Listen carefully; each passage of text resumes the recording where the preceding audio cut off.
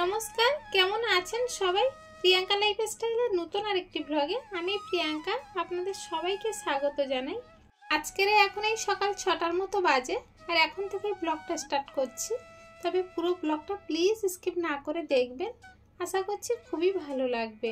কিছুক্ষণ আগে দেখলেন তৃষ্ণাকে স্কুলে যাওয়ার জন্য রেডি করে দিয়েছি, আবারও বিছানায় শুয়ে পড়েছে।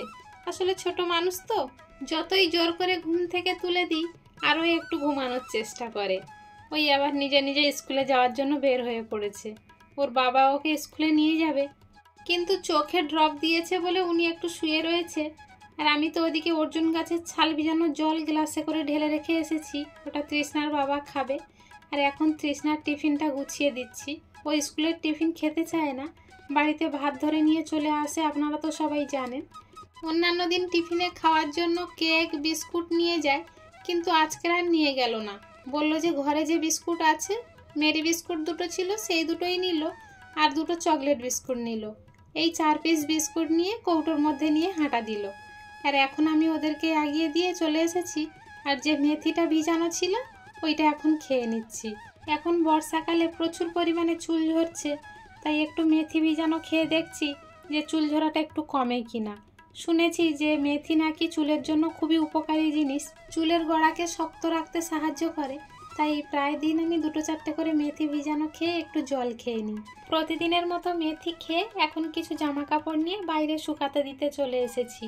গতকালকের এই জামা কাপড়গুলো কেচেছিলাম, আপনারা তো দেখেছেন, কিন্তু আবার কিছুক্ষণ পরে বৃষ্টি এসে গিয়েছিল, তাই তো আর বাইরে দিতে পারিনি। ফ্যানের হাওয়ায় শুকিয়েছে, তবুও একটু রৌদ্রের তাপে না দিলে বর্ষাকালের জামা কাপড় একটু স্যাঁতস্যাঁত করে, গন্ধ গন্ধ ভাব হয়।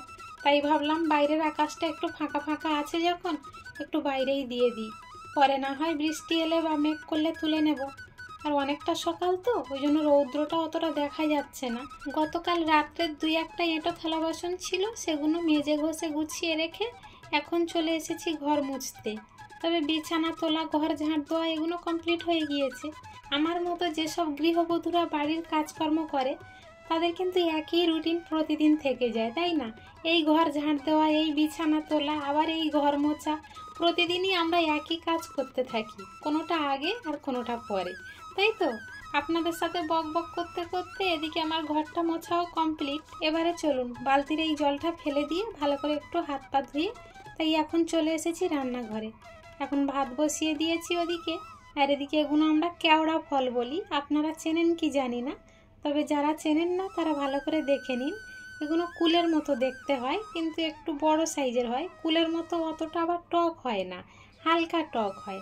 তাই এই কেওড়ার টক করব, আর বরবটি আলু ভাজবো। কেওড়াটা সিদ্ধ করে সাইডে রেখে দিয়েছি, আর ওটা ঠান্ডা হতে হতে এদিকে আমি বরবটি আলুটা ভেজে নেব। আর এদিকে ভাতও আমার হয়ে গিয়েছে। চলুন ভাতটা আগে ফ্যান ঝারিয়ে নিই, ভাতটা আবার একটু নরম হয়ে গেলে কোনো তরকারি মুখে স্বাদ লাগবে না। আর আমার তৃষ্ণা তো মোটেও খেতে চায় না ভাত নরম হয়ে গেলে। ব্যাস, ফ্যানটা ঝাড়াতে দিয়ে দিলাম, ফ্যানটা আস্তে আস্তে ঝরতে লাগুক। এবারে চলুন বরবটিটা একটু নেড়ে দিই। আর আপনাদেরকে একটু আগে বললাম বরবটি আলু ভাজবো, কিন্তু তৃষ্ণার বাবা ফোন করে বলল শুধু বরবটি ভাজো, আলু দিও না ওতে, কারণ আলু দিয়ে সয়াবিন দিয়ে রান্না করতে বলল। এরই মধ্যে বৃষ্টি এসে গিয়েছিল, তাই দৌড়িয়ে গিয়ে জামা কাপড়গুলো সব তুলে আনলাম।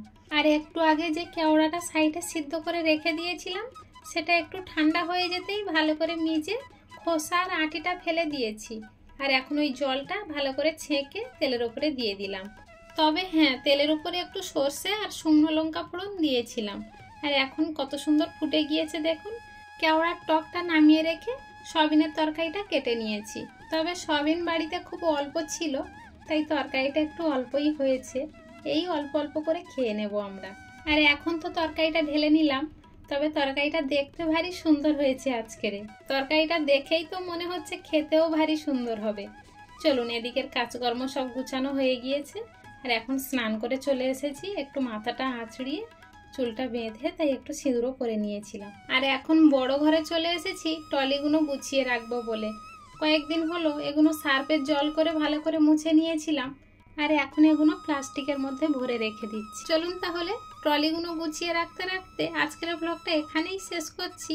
দেখা হচ্ছে খুব শীঘ্রই নতুন আরেকটি ব্লগের সাথে। ততক্ষণ পর্যন্ত সবাই ভালো থাকবেন, সুস্থ থাকবেন, সাবধানে থাকবেন। আর ব্লগটা কেমন হলো অবশ্যই কমেন্টে জানাবেন। ভালো লাগলে একটা লাইক করে দেবেন।